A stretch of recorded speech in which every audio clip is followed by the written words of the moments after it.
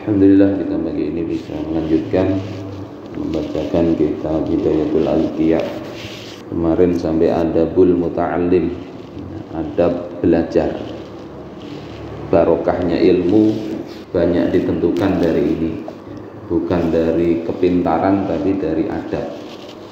Bait pertama kemarin, wajih kalamal qaum ghaira muqatti'i wa mu'alliman waqir walasta mujadilah. Arahkan wajah engkau kepada kaum, yakni guru-guru kalian. Yang dimaksud adalah guru tasawuf. Ghairu muhatti, jangan disalah-salahkan. Kalau tidak sesuai dengan ilmu kita, kalau kita ini masih belajar. Tapi kalau memang orang ahli fikih itu boleh memang mengingkari ahli tasawuf. Kaidahnya begitu. Ahli tasawuf tidak boleh mengingkari ahli fikih. Di dalam qawaidut tasawuf, wa mu'alliman, dan belajarlah, wakir dan hormati, walasta mujadilah, dan engkau janganlah mendebatnya.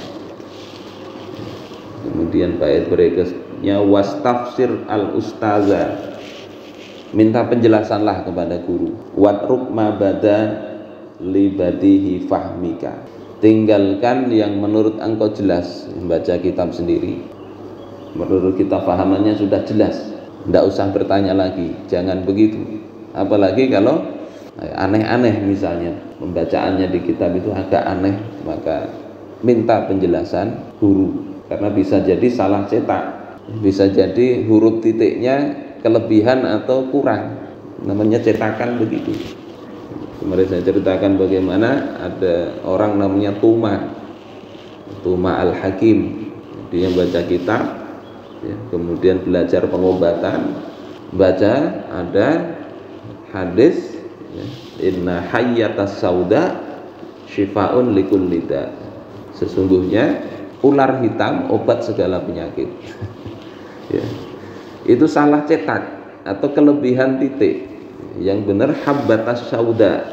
Habbatas sauda itu biji hitam, ya, habbatus sauda, jinten hitam itu. Kalau itu ada riwayat. Itu salah, ya bacaannya betul tapi salah cetak, ya, sehingga perlu bertanya kalau hal-hal seperti itu. Ya, libadihi fahmika min kitabin was'ala. Jadi tinggalkan apa yang menurut engkau dari kitab itu sudah jelas dan bertanyalah. Kemudian qabil kitabaka qabla waqti mutola'ah, banding-bandingkan kitab engkau sebelum waktu mutola'ah. Yakni kalau punya kitab mestinya bagusnya beberapa cetakan. Kalau sekarang mudah, ya, kalau bisa banyak PDF, ya, terbitan Darul Kutub Al-Ilmiyah, ada terbitan Darul Fikr Beirut, ada terbitan banyak itu Mesir misalnya. Kita bisa bandingkan kitabnya, tinggal membuka di perpustakaan online bisa. Kalau dulu ya memang perlu banyak duit, ya, menukar kitab ini, menukar kitab ini. Di Sahih Kutubin wadih qad uwila, bandingkan dengan apa? Dengan kitab yang sudah ditashih, sudah ditahqiq, sudah diteliti. Jadi sandingkan. Nah, berikutnya, tali' miraran matnahu qabla syuruhi fa innahu aula wa ahsanu mau'ila. Tali' miraran, perhatikan beberapa kali. Jadi mengkaji kitab tidak cukup sekali, baca bolak-balik. Apa yang dibaca? Matnahu, matan kitab. Ada kitab matan, ada kitab syuruh. Kayak kitab matan kayak misalnya kitab takrib, matan takrib, atau nama lainnya matan ghayatul ikhtisar dalam kitab fikih mazhab Syafi'i, tulisan Imam Abu Suja. Itu ringkesan, ghayatul ikhtisar itu puncak ringkasan, jadi sudah ringkes. Nah, itu bolak-balik dibaca matan takrib. Ada kitab matan tahrir karya Syekh Zakaria Al-Ansori, ulama besar waktu itu. muridnya Ibnu Hajar Al Asqalani dan muridnya gurunya Imam Ibnu Hajar Al Haytami, Syekh Zakaria Al Ansari. Kata beliau, aku ketika jadi qadhi itu, kitab Matan Tahrir selalu ada di saku jubah beliau. Ya, matan itu ringkes, yang paling ringkes. Maka tolek miraran. Kenapa demikian? Ya, fa innahu aula wa ahsanu mau'ila. Karena sesungguhnya kitab matan itu banyak ya, kayak kalau tadi fikih ada matan tahrir, ada matan takrib. Nanti di dalam akidah ada matan kharidah bahiyah Imam Dardir. Ada aqidatul awam biasa dibaca, biasa saya dengar di Langgar Manakah ada itu. Abda'u bismillahi warrahmani. Nah, itu matan tentang ilmu tauhid. Ya ringkes, nggak tebal-tebal, tapi isinya mencakup banyak hal. Sudah ringkesan. Jadi beberapa kitab itu ada kitab ringkesan, maka itu ulangi berkali-kali. Nanti di dalam ilmu bahasa Arab ada matan al-ajrumiyah, jurumiyah gitu. Biasanya dihafal, nggak panjang, tapi itu mencakup banyak hal. Sebelum membaca kitab syarah, syarah itu nanti penjelasan. Jadi kalau matan takrib nanti ada syarahnya. Syarahnya misalnya kitab Fathul Qorib, itu syarah, penjelasan. Kalau ini kitab ini Hidayatul Adqiyah itu matannya. Nah, penjelasannya ada di sini, sudah 3 kitab ini. Kitab Kifayatul Adqiyah. Ini di sini ini juga penjelasannya. Dan kitab Salalimul Fudhala. Jadi yang kita baca yang pendek itu matanya, penjelasannya ada di sini juga. Jadi perhatikan matannya sebelum syarah, maka itu lebih aula, lebih utama dan lebih baik. Kenapa? Karena di sini kadang di dalam matan itu dijelaskan oleh pensyarah. Syarah itu penjelasan. Tapi ada bagian dari matan yang tidak dijelaskan, sehingga matan itu lebih global. Banyak hal di situ bisa dipelajari dari kitab matan itu. Wala fahmu syatrin min mutunin, dan sungguh memahami satu baris dari kitab matan ahsanu min asyri asturin min syuruhin fakbala, maka itu lebih baik daripada memahami 10 baris dari kitab syarah. Maka bandingkanlah ini. Jadi tadi karena satu baris kitab matan itu kalau dijelasin bisa banyak. Kalau paham satu baris lebih baik daripada 10 baris kitab syarah.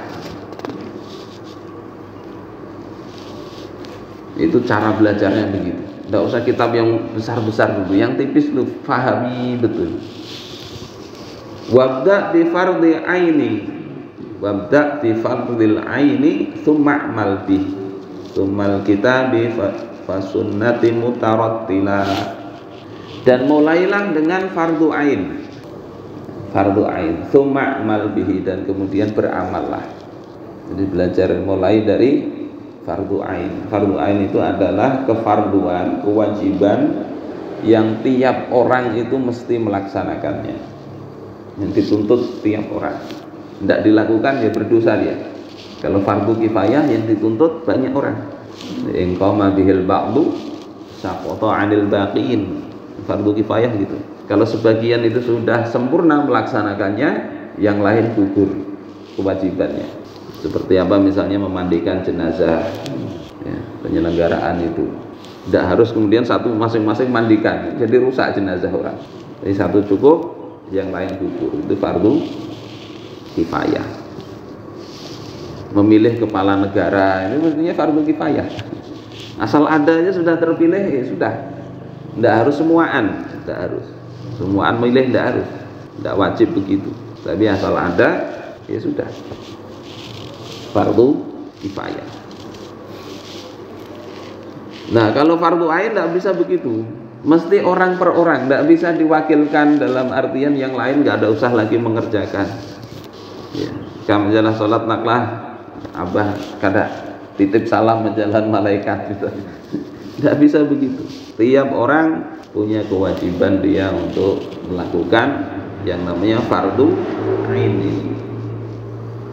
Maka dimulai dari itu. Tsummal kitabi fasunnati mutarattilah.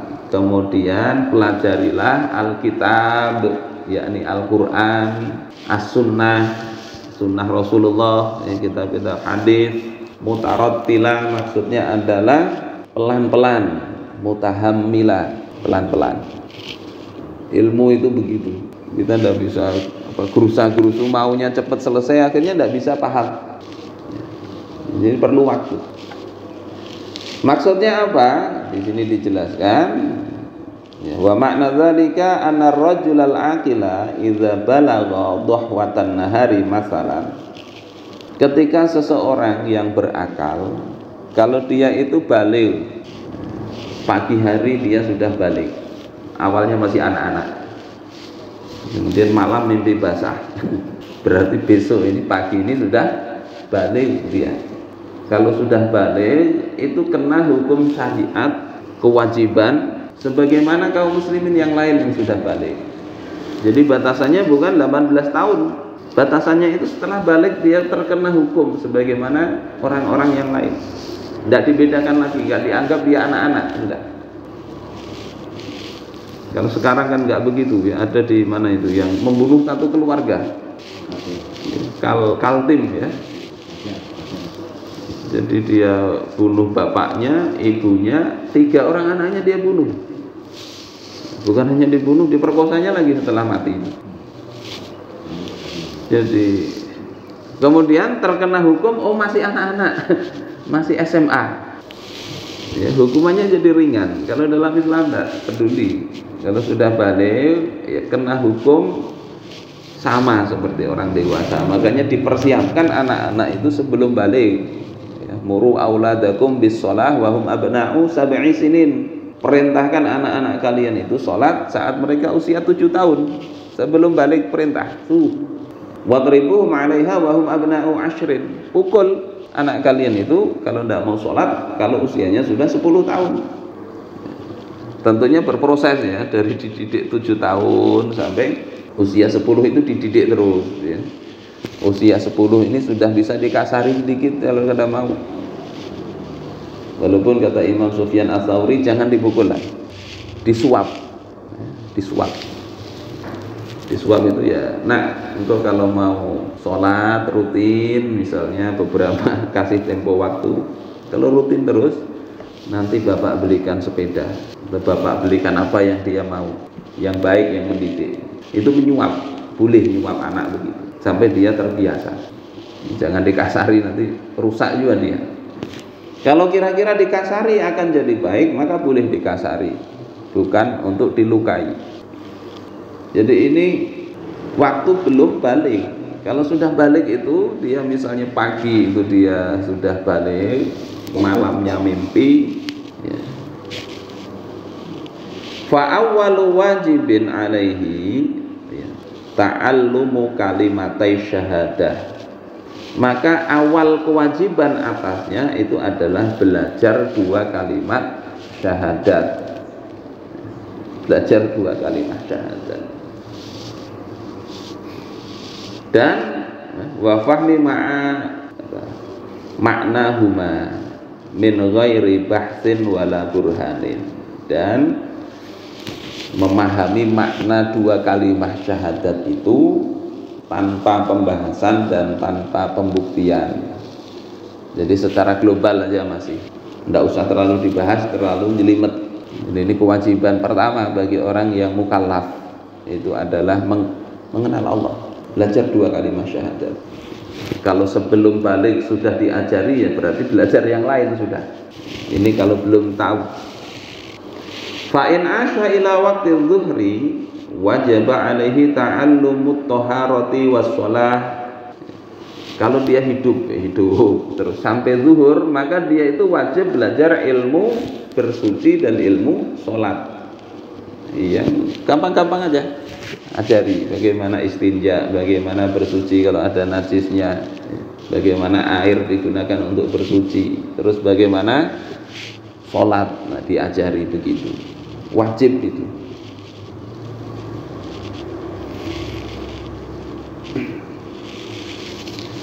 Kemudian walam yatamakan min tamamit ta'allum wal amal fil waqti.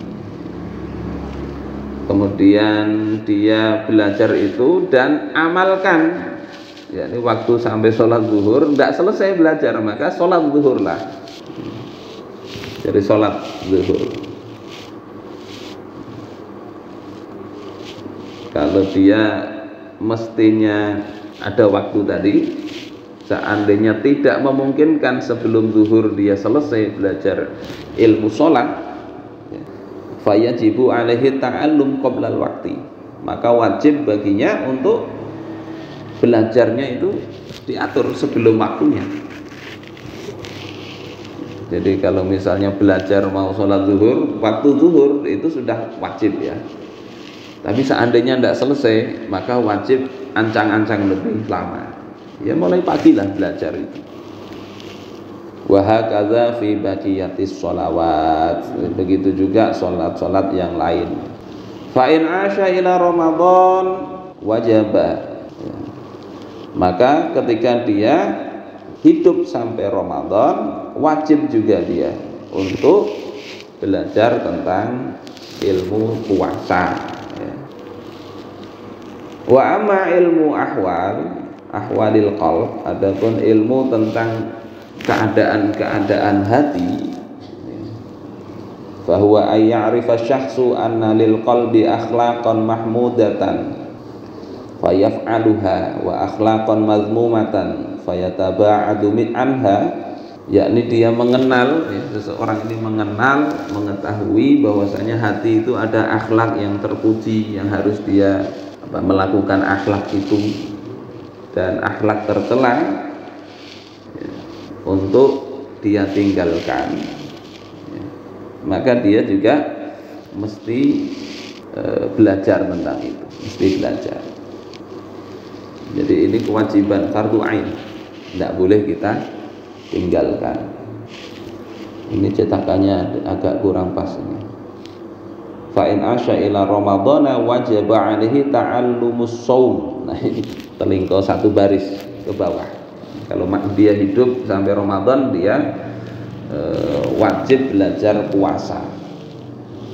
Nanti kita ulangi lagi pertemuan berikutnya tentang puasa, para puasa.